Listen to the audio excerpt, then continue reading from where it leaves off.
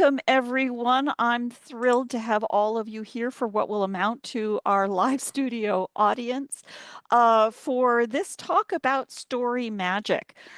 It's one that kind of came to mind for me as I'd been doing Projectkin now for just over a year and not quite a year on Substack. We'll hit that at the end of this month. I realized that it was something that was very important to me and kind of fundamental to what I'm doing and how I'm going about it. So I look forward to this presentation and I look forward to your This is an important talk for me because in many ways it's really all about what I'm doing with Projectkin and why it matters. Many of you will have already read the rather lengthy post that I did a couple of weeks ago. If you haven't already, you'll find it at projectkin.org/storymagic. And in fact, that's where I will also post this recording. It's a Substack page, and it will keep them together. And you are more than welcome to share this talk and that post with anyone you'd like. I believe it's an important topic, and that's kind of why I'm doing what I do. Also, kind of a simple idea. Really, as all of us engaged in family history research know, genealogical records are intertwined with a logical narrative flow. As you capture facts, narratives just spill out because simple narratives threads help us make sense of things. Birth and death dates, for example, are generally a lifetime apart, right? That all makes total sense.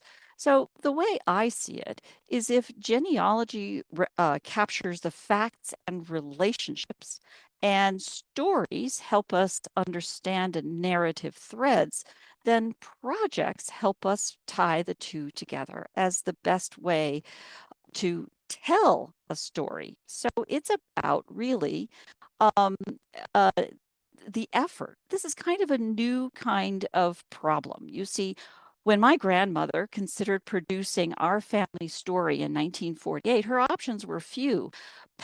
Publishing or self-publishing were the only things really available with permanence and scale. Um, Once you commit to publishing, you can consider form, writing styles, audiences, maybe pictures, but that's a limited range of options. The scale of her challenge was very different from ours. For ours, we need to invoke the magic of projects. It's a very simple and really very old idea. Project, of course, is simply an effort.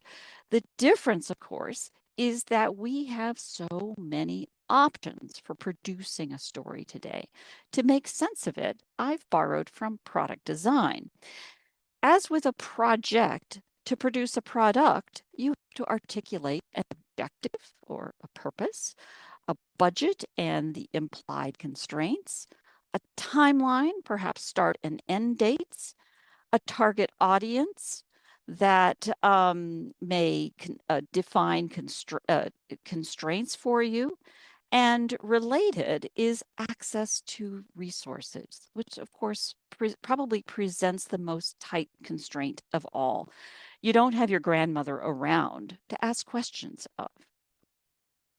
So while a project workflow is useful, never forget that in family history, you have an added obligation to preservation, specifically digitization, curation, celebration, and you'll see what I mean, I think, to this shortly, organization, and archiving, which is, let's face it, really the block and tackle of preservation.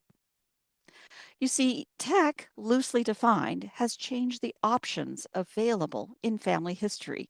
Well, that's not new. Family history has been the use case for consumer technology for a long, long time. Look back at your family history collection. The 19th century invention of photography revolutionized family history preservation. Here, the most modest of Quaker families has preserved my third great grandmother in a stereograph from the Reconstruction era. It's mind blowing to think that she was hip to the VR of her day.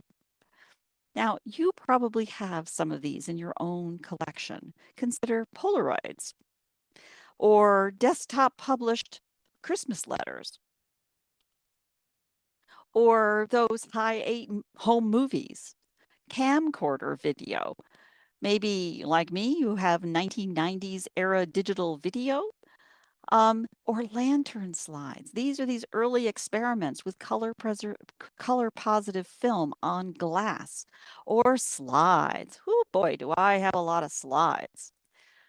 Though I grew up in a household of early adopters, a career in tech has taught me to appreciate that. But I also know that the incentives for platforms can run counter to our own. Platforms have obviously a profit motive and a business model built around your behavior. That can be totally fine until you start doing something that isn't consistent with their goals. We all know this intuitively, but when we dive into this discussion and we can dive into this in the discussion at the end of the talk, but for now, keep your independence in mind as a goal. The rule I like to use is I must know how to get out before I get in. Quite simply, can I get my assets out? So now the nerd's answer to all of this is, of course, you just play with it. We enjoy playing with new tech toys. We tell ourselves that's okay. It's just a proof of concept.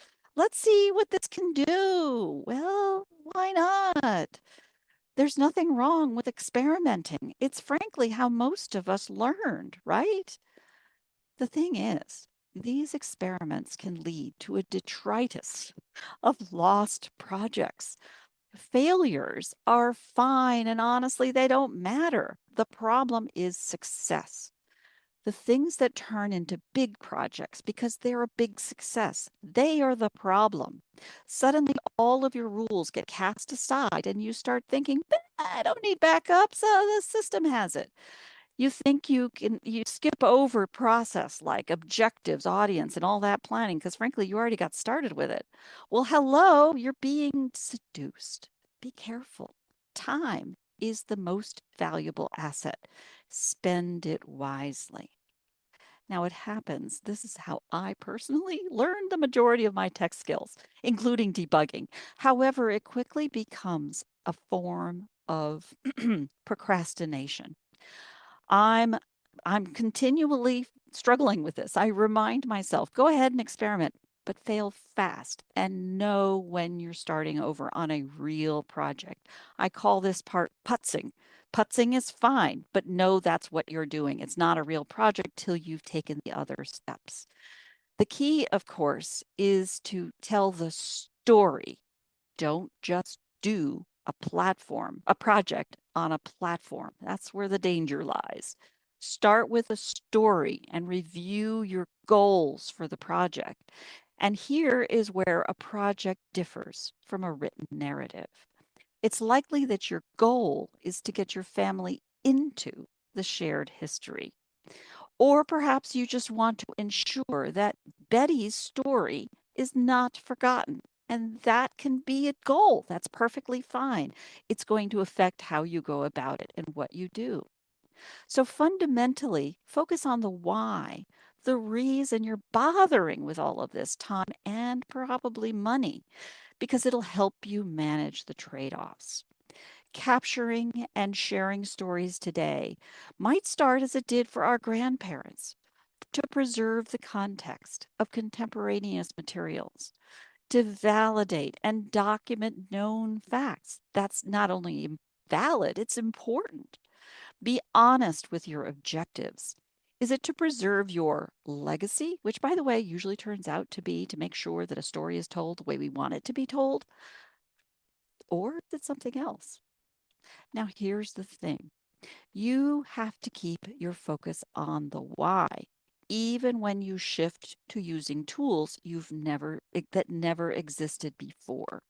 And here is where it's tempting to get distracted by the objectives of the platforms. They want you to do what they can do. Of course they do. I say flip it around. Find platforms to do what you want to do. If you wanted to get your cousins and grandchildren into your family story, by pulling them into local and historical events, well, that's a why, right? And let's look at some examples. Here in the United States, 2024 is the bicentennial of France's Marquis de Lafayette's tour of America. It was a 50th anniversary of the founding of the country and Independence Day in 1776. So something is happening right about now. If you knew you had ancestors that lived along his journey, you might take on a project to see if your people met with him. That's kind of cool, kind of fun, and it gets the kids into it. Well, bonus points if any of your ancestors fought in the Revolutionary War. They would be veterans, and this was, after all, a veterans tour. Well, how about an interactive timeline, for example? Or to pick up on a project recipe we had earlier this year, why not excite a new generation with their stories? Whoops. Let's go back to that again. Yeah, there we go.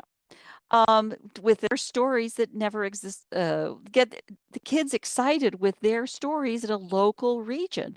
Why not build an activity book built around things that happened locally? I did this based on a project recipe Projectkin did. And frankly, it was a hit. It was great fun to do that based in where our family had been in the Outer Banks of North Carolina. It was a great deal of fun and occurred and worked because of the place and time and the objectives. So fundamentally, what I'm describing is a mind shift. Instead of thinking of the project of writing my family story or even writing individual biographies, those are important. Those are projects. Those have objectives and a way to go about it. What we have today is an opportunity to do things differently. And the trick is to focus on who we're going to share that story with and critically, why. Only then do you explore the rich array of tools to deliver on the project. In other words, start with the why. The irony of this isn't lost on me. I built my career as a product person. I always wanted to focus on widgets, things, deliverables. I've always tried to avoid falling in love with the new tech just because it's new. I've realized that a better way to think about this, though, is to look back a generation from now. The cool tech that we had is just quaint to our ancestors, like that VR headset for my great great grandmother. The trick is to disconnect yourself from the technology. Platforms want your money. Make them work for you. In product design, we have an expression: fall in love with the problem, not the solution. In this case, the problem is your why. What is the story you want? Why are you doing this? So, as we go about these, how would you go about this? Well, obviously, this genealogy, you start with the facts. Family storytelling always begins with the facts. Remember that the artifacts are part of the facts.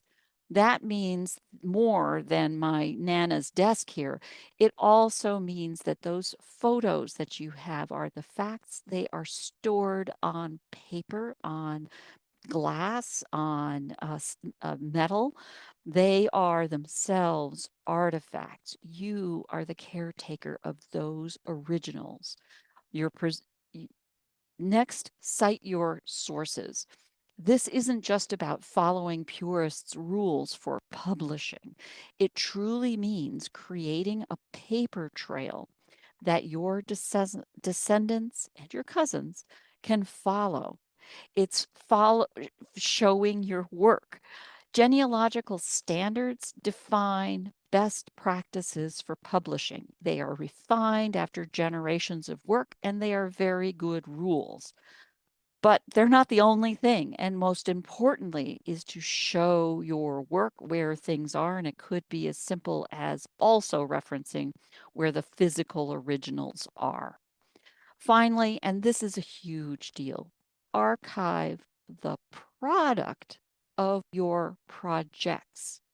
You do this by making sure someone else could reproduce it. This is a product principle. If software crashes, you better believe that the company that makes it has a way to rebuild it in a hurry. That's what I'm talking about. Make sure that all of your digital files are organized. Don't think in terms of one-off gifts. Think in terms of backups and future scale. So you have your facts. Now what? There are various ways to add value. Your job is to add value that can be passed down. Digitizing those original artifacts is certainly an important way. Doing so not only adds to the historical value, but also the sentimental value of these materials, because you might be describing how you received it, how you've preserved it, where the little tear came from. And by the way, as most of you know, doing it right can be both time consuming and expensive.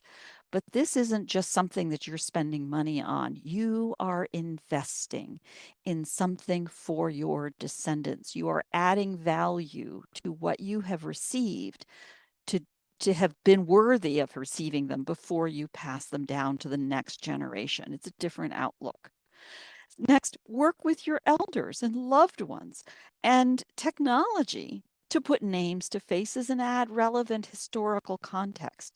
We have tools available to us that were never available or even dreamed of by our ancestors. And yes, add the stories that connect the context and make these facts relevant to you and future generations. Even if these are notes to start, that's still valuable. Remember, you are the guardian for these stories. The way I see it, you owe your ancestors a debt of gratitude for the privilege of working with these materials, and you pay it back by adding value to what you received before you pass it down to your descendants. As guardians for these stories, you are also the guardian of the physical artifacts that brought them to you. Many of our artifacts aren't more than a couple of hundred years old. Most, in fact, were destroyed before they ever reached us. That's a reminder to salvage and preserve the materials you have received. It's also a reminder to preserve the materials in our timeline, like cassette tapes, backing them up as lovingly as that 19th century album. To guard these stories also means to capture the memories of our elders through interviews and conversations.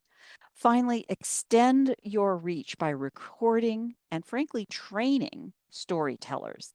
This is why I think getting your extended family into your shared history is extremely important. It's a team sport. You got to recruit your team. Once bitten by this bug, they can help you capture and preserve more stories. It extends your reach. So let's circle back to what is a story. For context, and as many as you know, I started in family history as a business with Ponga. It was a platform that we created as a new way to connect stories to the individual details in pictures. I'll never forget when one of our new subscribers stopped and said, hang on, how is it a story if it doesn't have a beginning, a middle, and an end? That remark stopped me in my tracks. It made me think very deeply about what a story means. And then I realized that you can add to a family's narrative arc without bending individual stories. In fact, we do it all the time. When we choose what story to tell at the dinner table, you're choosing your own adventure from among the elements of a story. You know the context, you know the audience, you know how much detail you can go into, you know whether you can swear, whether you want to offend somebody. You're thinking about that. Today, there are so many new forms. Don't hold back. Get out there and create. Don't limit your creativity to the familiar narrative forms. So here's the thing. We now have so many ways to tell a story. 75 years ago, PCs, networks, and desktop publishing book may have been forgive not the desktop before networks, PCs, and desktop publishing. Book publishing may have been a best practice. And today we have so many more options. It can be intoxicating. Don't let platforms do their FOMO dance on you. Don't be afraid of missing out. The question is, what do they offer you? If you want to publish a book, that's awesome. If you want to do it with handwriting on a yellow pad, that's perfect if that's what works for you. If you want to take advantage of publishing on Amazon or some other public print on demand method, that's great. But the story still has to get from you to your descendants. And telling a story releases the magic. That's what matters. And what the steps that you go to get from here are really just about the spark. It only matters if it gets to the other side. Transmission, you see. Network transmission gets my propeller spinning. So allow me to a brief sidebar. In product design, we talk about the challenge of getting someone hooked on a project, on our product in particular. A story or family storytelling isn't really much different. Once hooked, your audience is drawn in for more. In platform businesses, this hooked model is used to design for habits and ultimately for features that reinforce your connection and trigger a positive engagement look, as we call it. You can learn from these models to drive engagement for your stories in new forms. But hang on, you might be thinking, this all started talking about projects as a form of storytelling, and all of a sudden you've got workflows and goals. This is about a story, right? Well, yes, it is. Why do you go beyond collecting facts to share a story? Why is the good part? Why is that the good part? Let me explain with an example. Before Halloween, I discovered that a relative had been tried as a witch. I candidly used that story to get my cousin's attention on our shared family history. And you know what? It worked. Yet, in their day, my ancestors actually tried very hard to hide the witchcraft accusation in our own family history from the documentation. They treated it as a topic of shame. These stories are just interesting. Well, there's more to it than that. They're the logical building blocks we use to communicate. The emotions they carry convey values too, don't they? My stories to my cousins weren't only about curiosity, they were also about the role of women in those times, right? Our simple stories, this happened and then that happened, are usually all about conveying values like resistance, connection, tolerance, and understanding, for example. More important today than ever, I'll add. Here's the thing, it's not new, is neither good nor bad. We've been sharing heroic stories, cautionary tales, curiosities about our families using new technologies, I'll add, since the dawn of history. In this modern digital and interactive world, we have an entirely new ways to share these stories. The opportunity here is to learn from the traditional genealogical storytelling forms that artifacts, citations, and frankly, assets are there for future generations to build on. With that in mind, we can use the magic of new tools for good. Finding and iterating on ways to effectively engage our families in these stories is a challenge best done as a team. And as Projectkin, we're in this together. Fundamentally, family history is a team sport. Each of us starts with these stories that stories of those who've passed, and add our own insights and records and pass them on to future generations we may never know. Collaborating is at the heart of Projectkin. Many of our events share knowledge and techniques like Kathy's Corner and Emma Explores. Our project recipes let us extend an idea so others can try it. We use them to explain what we did, why it works, and what we do differently. In programs like Forget Me Not and All About That Place, I try to inspire each other with why we're doing this and why we're here. We're in this together with a single shared goal and a million different ways to get there. I'm privileged to have you with me on this journey and look forward to making the most of it. So, what do you think? Let me stop the slide share and open this up for discussion and feedback. Does this change how you look at the challenge of family history today? I'd love to hear your thoughts. So, with that, I'm going to stop the screen share and let us get back to it. You can turn off your mute and just tell me what you think. I thought that was really interesting, especially when you talked about falling into the trap of you see a new application or a new platform and it can do all these wonderful things and you forget what you've gone there for and you end up doing the things that the platform can do rather than, and I've fallen into that trap and it's so easy. You're so sort of wowed by what it can do. You don't really do what you need to do. And I say that as someone who was in the business of seducing you. It's not And a platform could be a simple thing as what software you use for keeping track of your family research. exactly. I personally researched about 15 different softwares before I picked a few, because none did what I wanted fully. I had to pick the least evil. And as you find new ones come to market, do you stop what you're doing and go look at that thing? Yeah, occasionally I'll try out, but for me it was important to find knowing in what directions, what parts of the world my research would take me. I had to pick, when it came to online trees, to have trees online, I needed to pick areas where I could reach as many different people in as many different continents as possible. Mm-hmm. Yeah, that's great insight. And I think as So the we why is really important. You need to have that clear.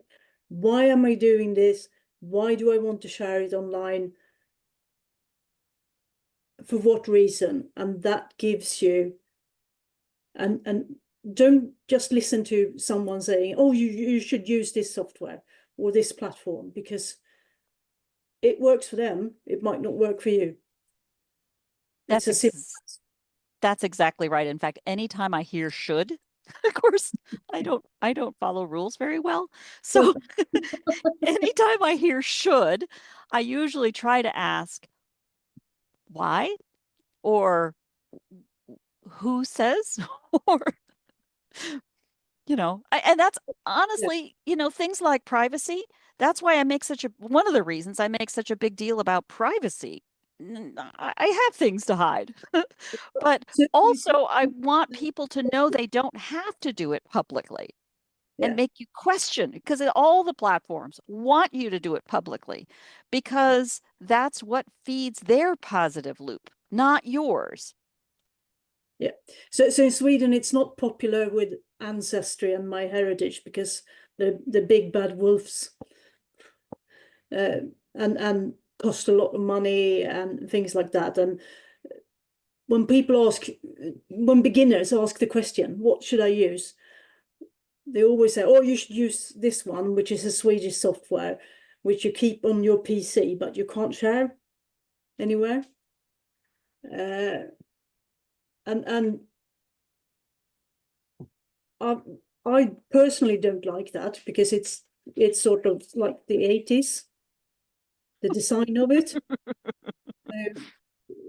And it doesn't work on the same level as my brain works.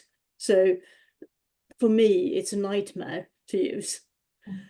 But other people find it really easy because it's closer to, 1950s sitting writing on paper and put it in your in your folders and then sort of,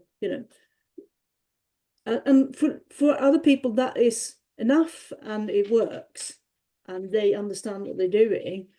So it always is what works for you, and don't be afraid of using something that sort of might be in a different language. It's interesting you put it that way because when I started, yeah, language is a good point. That's a very good point. And your facility sliding back and forth across languages is notable here, particularly in this group also. But it's interesting that you say that because as I started in on all of this, I thought a lot of what I was, doing is about let me show you what new technologies can do. And I think there's way too much of that, to be honest. And I don't think there's enough encouragement for people to think and support each other in making decisions on their own about what they're trying to do.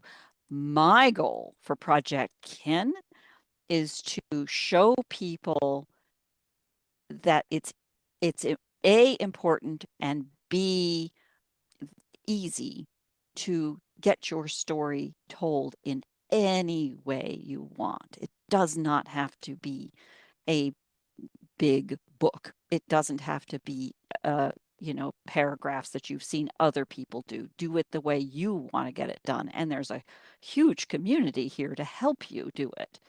And here's the positive benefits from doing that. And storytelling, what tools should I use usually begins with, well, what are you trying to do and why? And sometimes people aren't really ready to start thinking about that, and you have to help them. I think it's helpful to help them. It's helpful to see yourself in a timeline of history. We don't think we nothing else. What else puts us in a timeline of history? Barb, I think what resonated most for me was the idea of that this story or what we're putting together is a product. And I think it really made it I don't know, it just kind of gave me a clear picture of what I need to do and my why, because my why is for my descendants. And so if this product is what I'm creating for them, and knowing that that's the why makes it pretty easy to include all the components you talked about. And I really like that. Oh, good. I mean, I think I started thinking about it that way because, a product background. But then that's what I was saying is not until you actually start doing a presentation that you discover something. So I Right. discovered that along the way. Yeah. Part of the reasons I wanted to try to keep this relatively short, but all of you know me. And, many of you were with me in Ponga and may have even been there when that question was asked, what's the beginning, the middle, and the end? And it was mind blowing for me, not because there weren't features in Ponga that could have better provided a narrative structure, but really, in my view, to the larger question of narrative arcs. And as I said, when you stop and tell a story at the dinner table, it's a choose your own adventure. You're choosing the adventure right there, right then, and you're telling just little bits of it. It's mind blowing if you think about it. And I also don't want people to think they have to sit around and cogitate about their why before they go about doing anything. Well, get out there and play. Playing is totally fine. But when you set out to do a thing that you're going to be investing in to pass down, or even investing a good chunk of time that's probably going to be worthwhile to be passed down if it's successful, then take those steps. Who is this for and why? I really am working on that Lafayette thing because I wanted to know, did I have any ancestors who were there at the time? And it's turned out to be really cool. I hope to do a project recipe about it. I see you, Sapphire.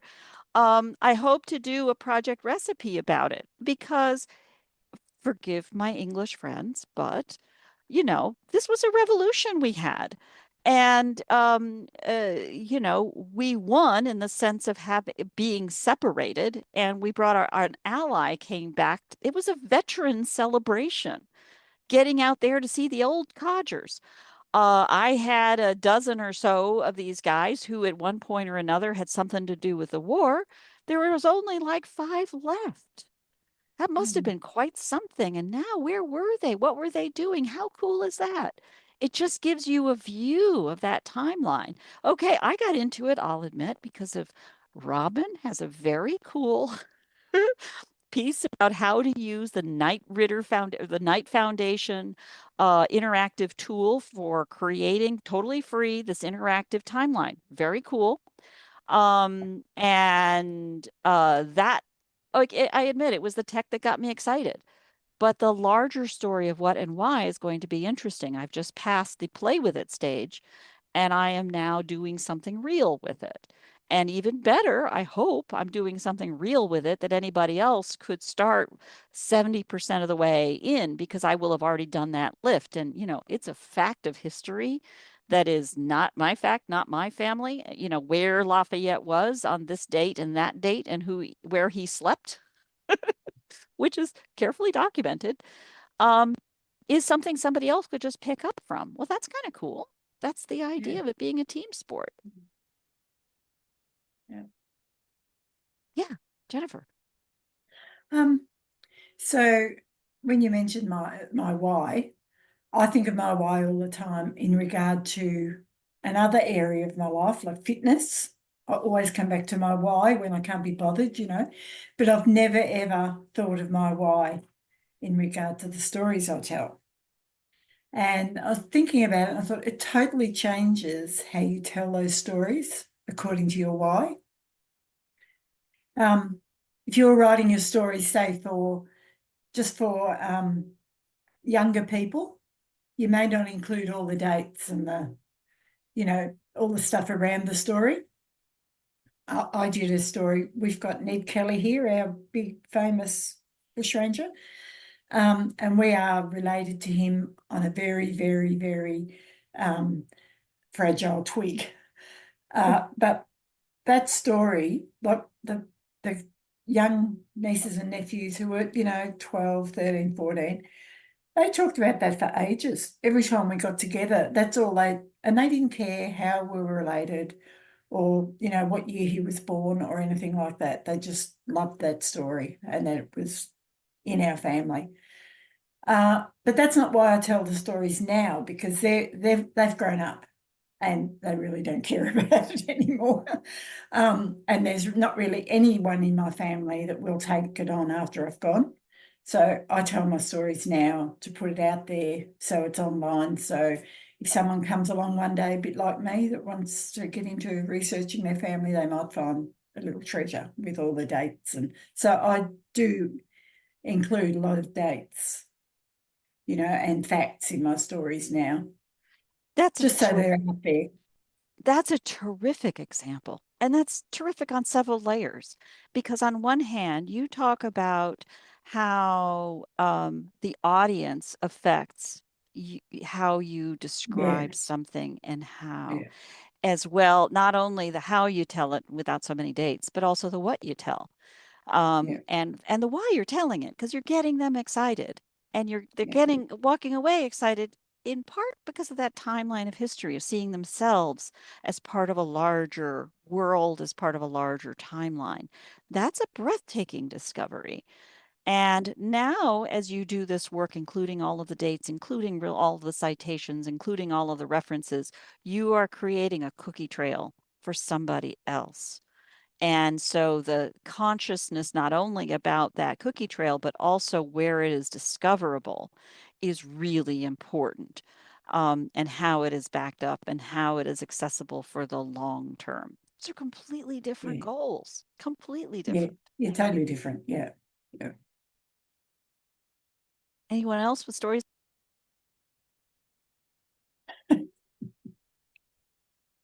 Barbara. I really liked your why as well. because for me, it sometimes just kind of feels overwhelming. And I think that that's because I have a ton of physical stuff that I need to do, and it's all those need tos, right?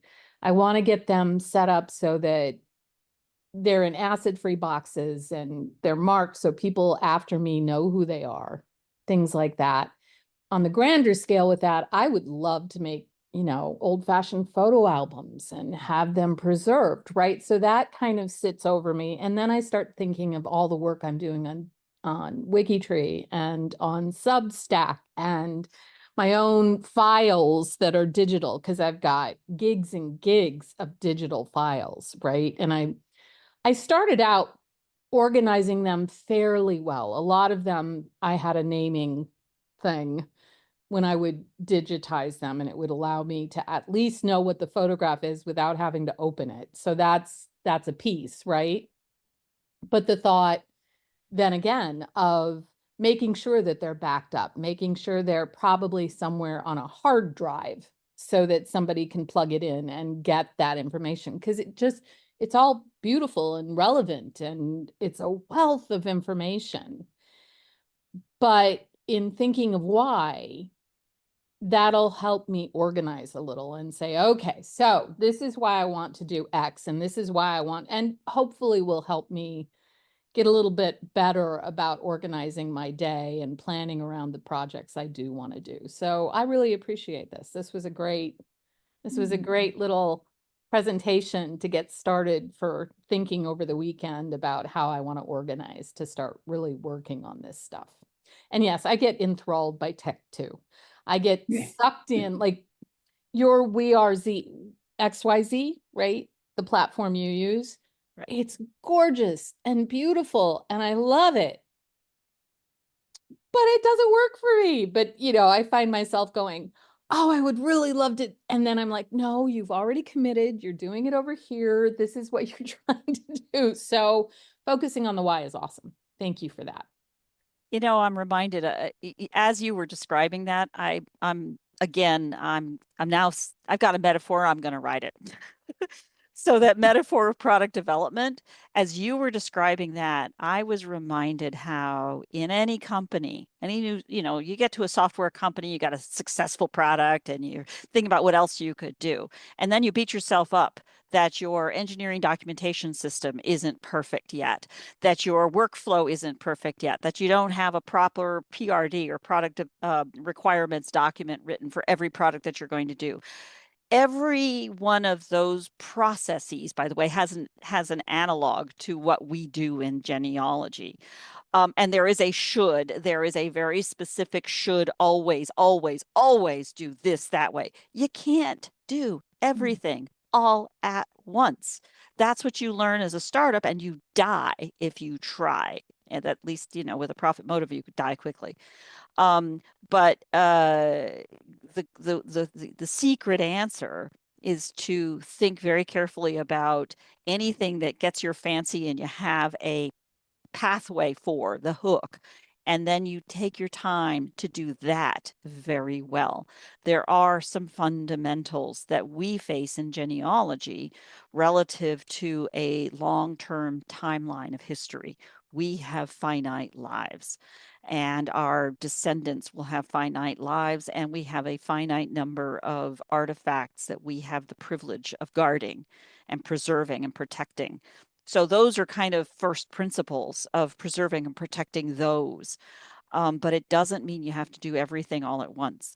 And stepping through what and how. And sometimes it's narrowing the scope of a project to make it something that is interstitial, that you can slip in there without it getting in the way of everything else. And I find I get joy out of the little projects. That's where my little happy place is. And so I can go and do these little projects. I allow myself, that's what I'm doing on Saturday afternoons.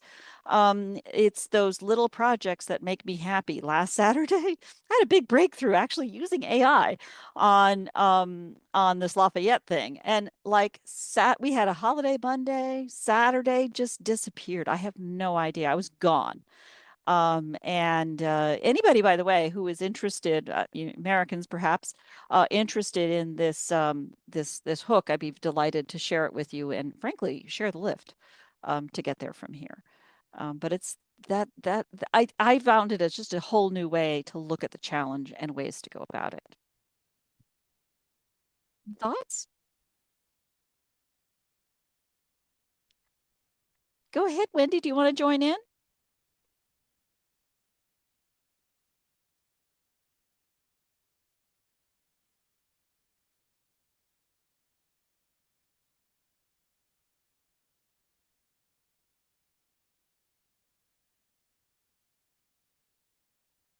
Hey, try that again. Thank you, Wendy. I think doing a series, that's okay. Oh, I can unmute you. Here we go. There. Whoops. Oh, I can't unmute you either. Oh, there's something in that. This idea of doing a project, a little projects presentation or series is an interesting one. Our project recipes series is a little bit like that, but they aren't really little projects. That's an interesting idea. I'll think about that. In fact, I'll solicit, drop me an email, everybody, drop me an email or chat DM within Substack of ideas for little projects. Sometimes those things we think of for holiday gifts are often little projects of things that could be fun to do. For example, I always go back to the cards that playing cards that Simon Davies did as a project last November as a fun gift thing to do. But I then try to control myself to not get distracted from all the other projects I'm working on.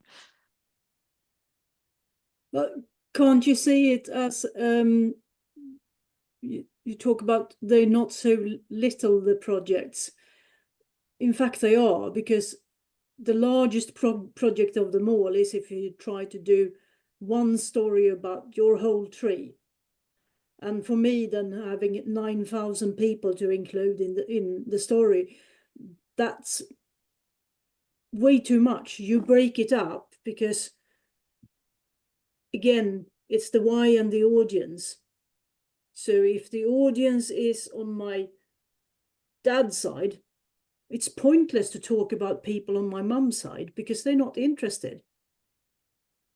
Yeah, that's a great example. And when I did the projects are on the scale from one person to a whole branch or whatever. So you're back to the why.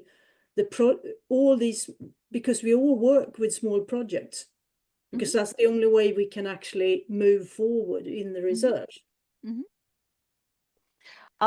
It's interesting you say that. In many ways, our technology does help us define little projects. I made a big project of the private podcast, as I called it, which really ended up being setting up a communications channel with my cousins.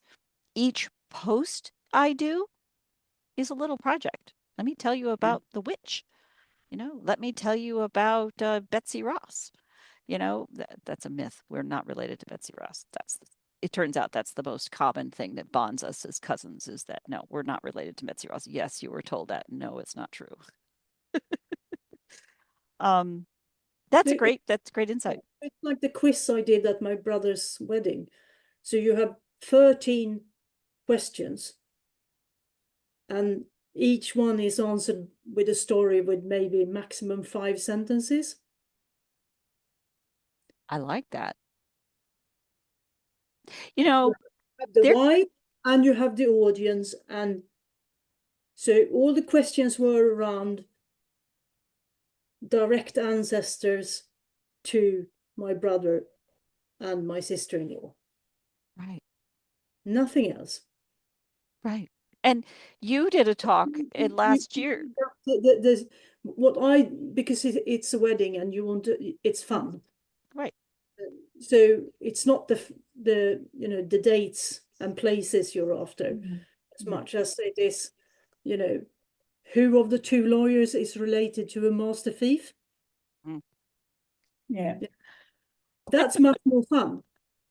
Right. Yeah. And what makes it, I think, a project, to Wendy's point, is not only the derivation of facts from which you conclude the little guesses and questions that would happen at a live event, but also creating the documentation behind it so that it is preserved for somebody else to build on top of to do the next time for something else.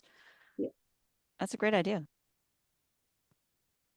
I was just going to put a plug in for the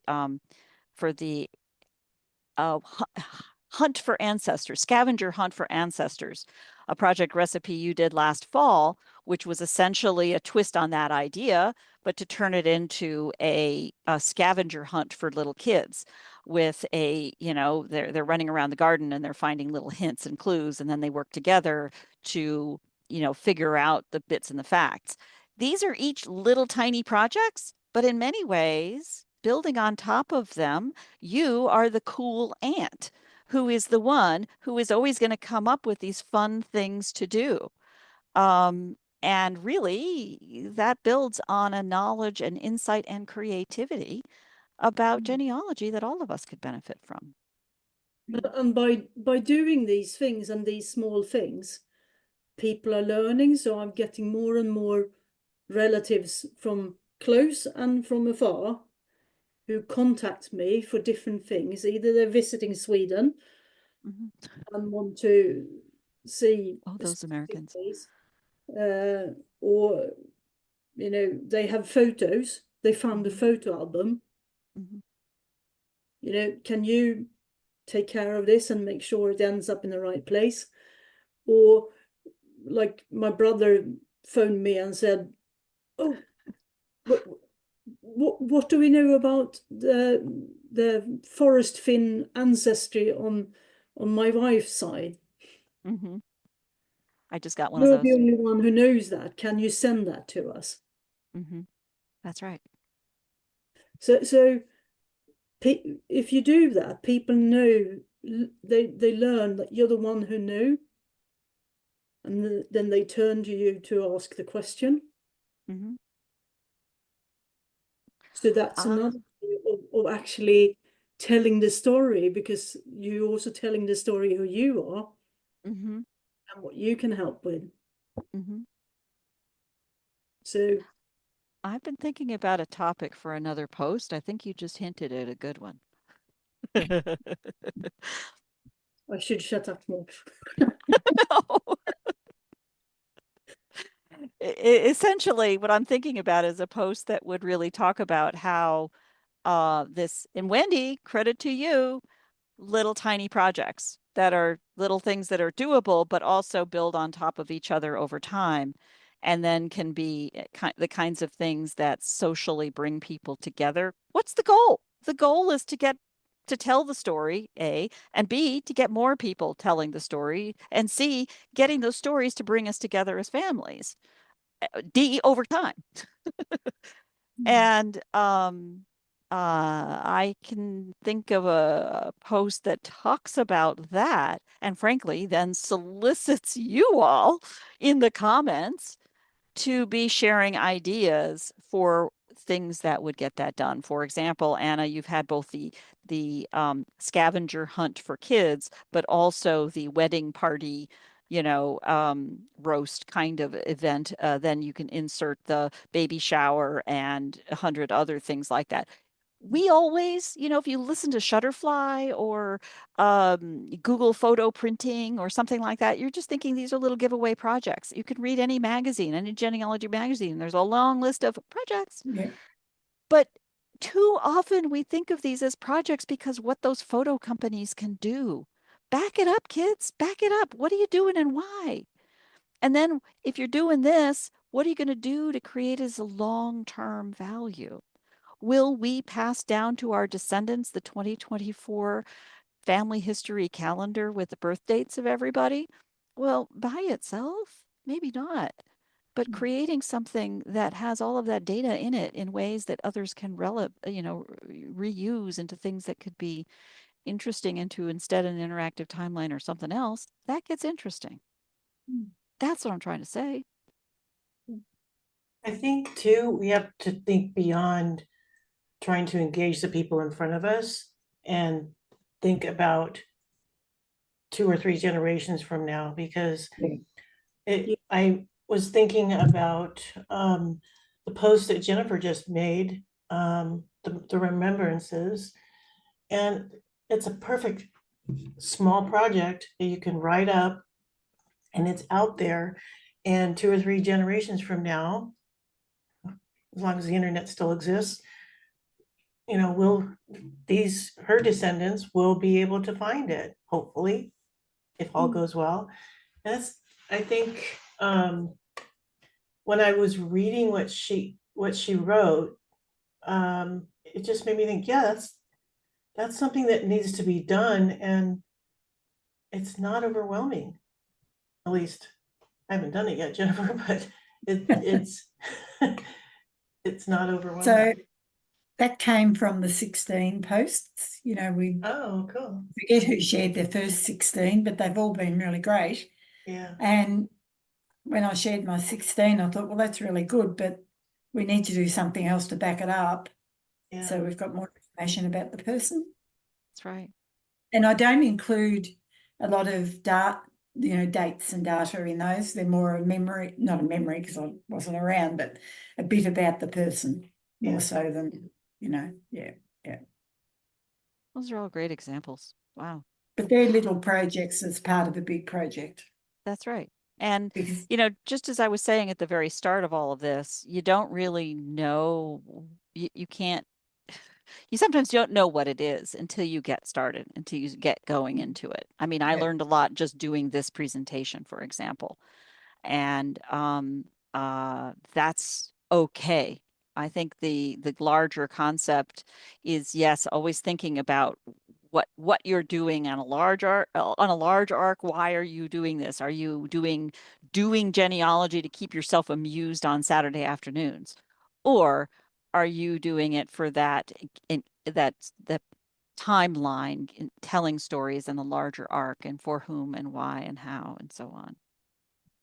This has been a fabulous conversation. I want to thank all of you for your thoughtful, engaging comments and discussion. I look forward to continuing that in more posts and more comments as we take this online.